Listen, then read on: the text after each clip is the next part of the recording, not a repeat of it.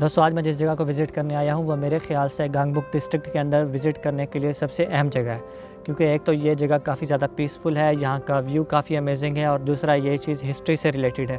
اور ہسٹری بھی مجھ سے ریلیٹڈ ہے کیونکہ یہاں کی جو ہسٹری ہے وہ اسٹوڈنٹس سے ریلیٹڈ ہے کہ کس طرح اسٹوڈنٹس نے ملک کی بہتری کے لیے اور لوگوں کی آزادی کے لیے اپنی جانیں قربان کی۔ تو ابھی مختصراً جلدی سے میں آپ کو یہ ہسٹری بتا دیتا ہوں کہ 1948 میں جو کوریا کے پہلے پریزیڈنٹ بنے سنگمان ری، انہوں نے اپنی حکومت کے 3 ٹینیور پورے کیے اور 12 سال حکومت کی۔ اس دورانیے میں ملک کی جو معاشی حالت ہے وہ کچھ خاص امپروو نہیں ہوئی، پریس کو آزادی نہیں تھی، اور اپوزیشن پارٹی کے جو لوگ تھے ان کو کمیونسٹ کہہ کر جیل میں ڈالا گیا اور ان کو سزائیں دی گئیں، اور کانسٹیٹیوشن کے اندر انہوں نے اپنی مرضی سے چینجنگ کی تاکہ وہ اپنی جو حکومت ہے مزید پرولونگ کر سکیں۔ 15 مارچ 1960 کو جب کوریا میں چوتھے الیکشنز کا رزلٹ اناؤنس ہوا تو سنگمان ری پھر سے پریزیڈنٹ بنے، لیکن یہ صاف نظر آتا ہے یہ جو الیکشن تھا کافی انفیئر تھا۔ انفیکٹ ایسے لوگ جو لوگ اس جہان فانی سے کوچ کر چکے تھے ان کے بھی ووٹ کاسٹ کیے گئے تھے،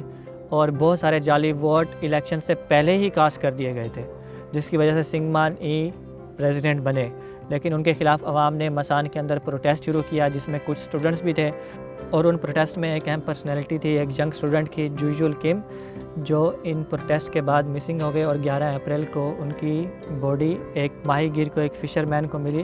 اور ان کی آنکھ میں ایک ٹیئر گیس کا جو گرنیڈ تھا وہ سٹک ہوا تھا، یعنی کہ پروٹیسٹ کرنے والوں پر جو پولیس نے فائرنگ کی اور ٹیئر گیس گرنیڈ سے حملہ کیا، اس میں ان کی ڈیتھ ہوئی اور ان کی باڈی کو پھر پانی میں پھینک دیا گیا۔ اس واقعے کے بعد پوری قوم میں اور خصوصاً اسٹوڈنٹس کے اندر غم و غصے کی ایک لہر دوڑ گئی، اور اسٹوڈنٹس نے پریزیڈنٹ کے خلاف اور موجودہ حکومت کے خلاف پروٹیسٹ کرنا شروع کیے۔ 19 اپریل کو دسیوں ہزاروں کی تعداد میں اسٹوڈنٹس نے بلو ہاؤس کے سامنے پروٹیسٹ کیا،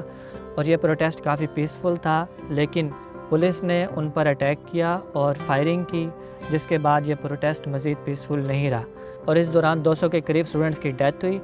اور ہزاروں لوگ زخمی ہوئے، اور 19 اپریل 1960 کو ملک میں مارشل لا اناؤنس کر دیا گیا، لیکن اس کے بعد بھی پروٹیسٹ نہیں رکے۔ لیکن اس بار پروٹیسٹ کرنے والوں پر آرمی نے حملہ نہیں کیا اور پروٹیسٹ کافی پیسفل رہا۔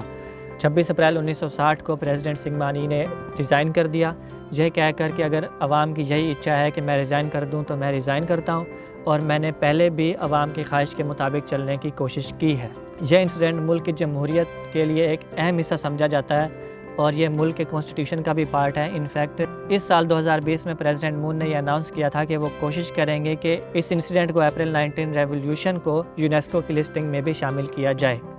آئی وش کہ دنیا ایسی ہو جائے کہ پوری دنیا میں امن ہی امن ہو اور کسی کو اپنے حقوق کے لیے پروٹیسٹ نہ کرنا پڑے، اور اگر کوئی پروٹیسٹ کرے تو اس کو اپنی جان نہ گنوانی پڑے۔ So guys, that's it for today. See you in next video. Keep smiling. Peace.